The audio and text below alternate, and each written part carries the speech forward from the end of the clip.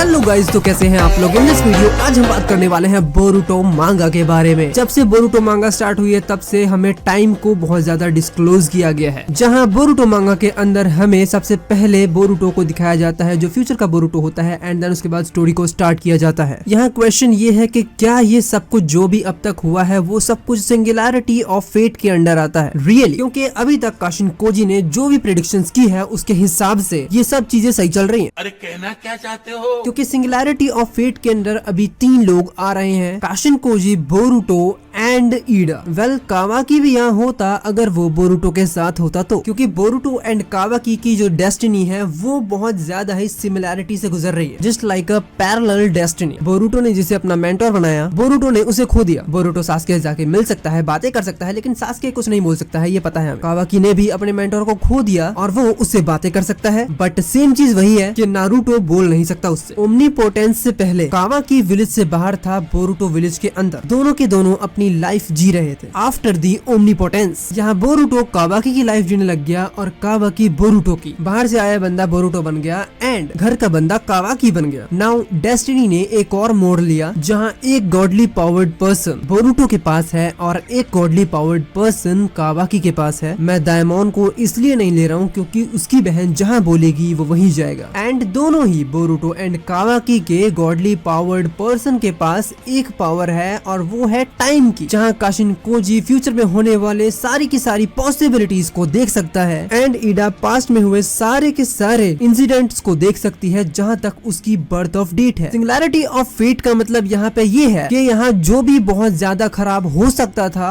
उतना ज्यादा खराब नहीं हो रहा है। भले वो कोड का विलेज के अंदर आना, भले वो शिंजू का क्रिएशन हो या फिर बोरुटो का मरना, इन सभी चीजों के अंदर बहुत ज्यादा खराब चीजें हो सकती थी। यानी कि बोरुटो का चैप्टर 4 के अंदर ही मर जाना ये बहुत ज्यादा ही खराब होता, या फिर ओमनीपोटेंस के बाद बोरुटो का मारा जाना सास्के के हाथों, ये भी हो सकता था, लेकिन ये चीजें नहीं हुई। एंड चैप्टर 16 के अंदर जब बोरुटो काशिन कोजी से पूछता है कि क्या हम सिंगुलैरिटी के अंदर आते हैं, तो काशिन कोजी ने यहाँ बोला यस हम आते हैं। इस चीज को हटाते हुए चैप्टर 17 के अंदर बोरुटो ने जब बोला कि काशिन कोजी मुझे बताओ कि आगे क्या होने वाला है, जब सारडा एंड मित्सुकी रियू को आगे ले जाते हैं, एंड बोरुटो यहाँ परसेंटेज पूछता है, बट काशिन कोजी उसे नहीं बताता है, क्योंकि ये तो काशिन कोजी को भी पता है कि अगर यहाँ पर हालत बिगड़ती है तो यहाँ बोरुटो पक्का ही जाएगा सारडा को बचाने के लिए। और यही वो बात है जहाँ काशिन कोजी बोलता है कि तुम वो इंसान हो जिसे हम खो नहीं सकते हैं, क्योंकि आने वाले टाइम में बोरुटो भी फ्यूचर देख सकता है और वो आगे सिंगुलैरिटी को कंटिन्यू रख सकता है। वो बोरुटो के अलावा कोई और नहीं हो सकता है, बिकॉज ऑफ मोमोशिकी।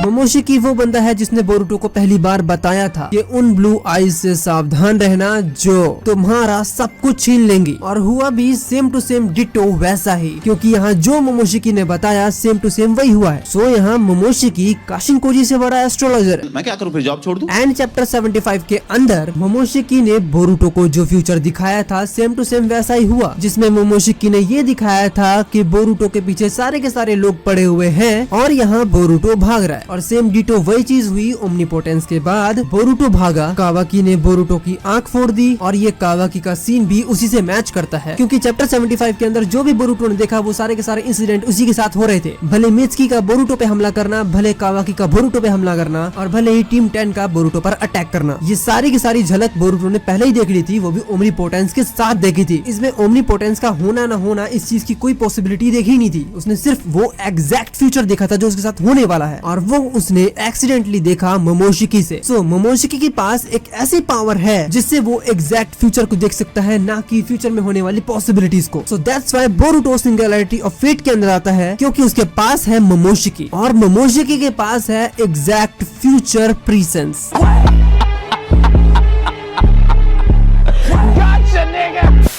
मेरे ख्याल से काशिन कोजी यहाँ फ्यूचर में होने वाले पॉसिबिलिटीज के चेंज होने का वेट कर रहा है, क्योंकि यहाँ अभी पॉसिबिलिटी ये बनी हुई है कि जूरा बोरुटो को मार डालेगा, और ये पॉसिबिलिटी तब खत्म होगी जब आएगा मोमोशिकी। और रियली यहाँ मोमोशिकी जब भी आएगा तब मोमोशिकी बहुत ज्यादा पावरफुल निकलने वाला है, क्योंकि जितना ज्यादा पावरफुल वेसल होता है उससे ज्यादा पावरफुल एक उत्सुकी होता है। तुम यहाँ किसी भी केस में देख लो, यहाँ जिगन जितना ज्यादा पावरफुल था उससे ज्यादा पावरफुल तो यहाँ इशिकी था। इवन तुम कागुया के केस में देख लो, माद्रा उचिया को sage of six path mode के अंदर नारुतो एंड सास्के ने बहुत बुरा पीटा था, वो अलग बात है कि माइट गाय ने बहुत बड़ी हेल्प की थी मादरा उचिहा को पीटने में। बट जब मादरा के ऊपर कागुया ने पजेस किया तो कागुया उसका 10 गुना ज्यादा पावरफुल थी और वो नारुतो एंड सास्के दोनों से संभल नहीं रही थी। तो इस फॉर्म में जहाँ बोरुटो इतना ज्यादा पावरफुल है, वहाँ अगर मोमोशिकी एंटर करता है फाइट के अंदर तो मोमोशिकी बहुत बुरा पीटने वाला है जूरा को। यहाँ दो रीजन बनते हैं। पहला, मोमोशिकी बोरुटो को मरते हुए नहीं देख सकता है, अगर वो मरा तो मोमोशिकी भी मरेगा। दूसरा, अगर बोरुटो के अंदर मोमोशिकी पजेस करता है तो भाई इतनी जल्दी तो वो नहीं जाने वाला है, अगला 3 साल बाद आया है तो किसी को तो साथ लेके जाएगा। और कहीं ऐसा ना हो कि यहाँ से शुरू हो बोरुटो की डार्क स्टोरी, बिल्कुल डार्क। क्या काशिन कोजी रियली यहाँ तक नहीं देख पा रहा है कि बोरुटो मोमोशिकी में कब बदलेगा? हो सकता है नहीं देख पा रहा हो काशिन कोजी, क्योंकि यहाँ एलिगेशन लगी पड़ी है बोरुटो की।